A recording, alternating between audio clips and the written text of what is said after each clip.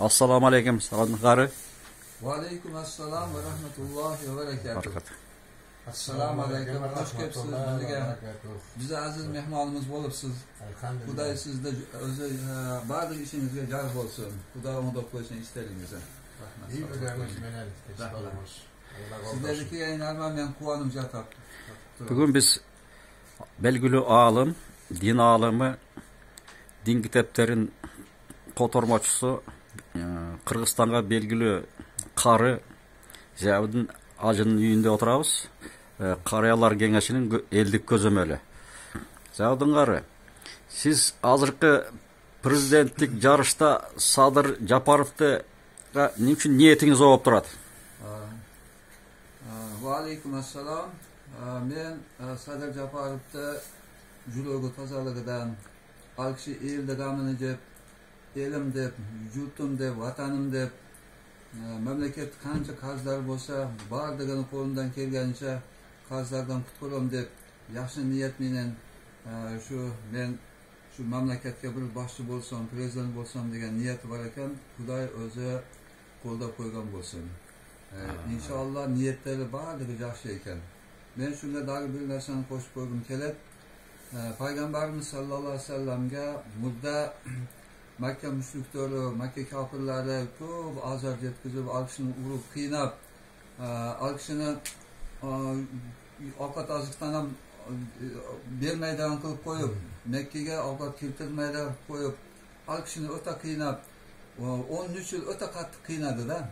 Peygamber aleyhisselam Allah'ın buyruğu bilen Medine'ye hicret kıldılar.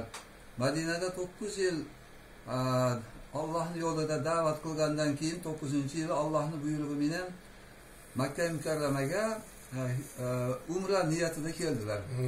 O şey umrana kılıp olgandan keyin aytdı ki, kim Abu Sufyan'da uyuga kirip kalsa azat dedi. Kim Mekke'ye kirse azat dedi.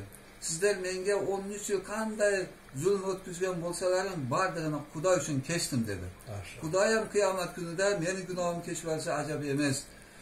Sizlar hammanglar va antum tulaqa deb arab tilida aytdi. Sizlar ozodsizlar. Barliginglar qo'rqmasdan yuravergilar. Islomga kirib qolsanglar baxtli bo'lasizlar. Kirmasanglar ixtiyor o'zinglarda. Men sizlarga menga qancha zulm, musulmonlarga zulm qilgan bo'lsalaring, bizga qiynab, bizni urib so'kkan bo'lsalaring, men barligini kechdim deb kechirdi. Shuning uchun Alloh Payg'ambar alayhissalom darajasini, martabasini ko'tarib qo'ydi.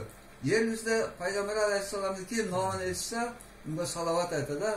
Sallallohu alayhi va rasululloh, Allohumma salli va sallim va barik alayh. Barlik odam salovat aytadi. Ta qiyomatgacha salovat aytadi.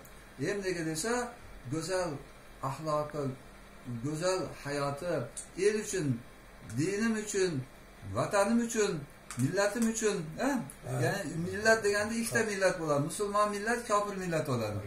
Musulmon millatim uchun deb shunday katta xizmat qilganligi uchun Alloh taolo qadrlarini ko'tarib qo'ydi.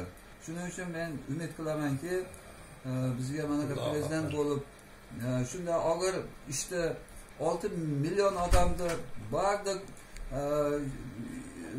qiyin ishlarni bo'yniga olib, men shularni bir ozodlikka chiqaram, yashashini yengillatib qo'yam, barligiga bir qo'limdan kelgan yordamni qilam deb, otaligini olam deb turibdi. Millatini olib, Xudoy o'zi rozi bo'lsin. Sarayimizdan qilayotgan hamma ishlarga Alloh o'zi yor bo'lsin. İnşallah Allah taolo o'zi farishtalarga buyurib, osmonda saylab bo'lib, barcha farishtalarga aytadi. Odamlarga juloga borib aytib qo'ygan, shu odam yaxshinak odam, shuni saylaglar deb aytib qo'ygan deydi. İnşallah Xudoy o'zi avvalda saylab qo'ygan bo'lsin. Saylangandan keyinda elimizga mehribon bo'lib, barcha millatlarni bir xil ko'rib, barligini aka-uka qilib, Alloh taolo Qur'oni Karimda innamal mu'minuna ikhva degan, mu'minlar aka-ukadirlar degan, hammamiz aka-uka bo'lib, birodar bo'lib yashab qolishimizga bu sadir inimiz sababchi bo'lib qolsa ajab emas. Assalomu alaykum va rahmatullohi va barakatuh. Rahmat, Allah razı olsun. Adın qarı.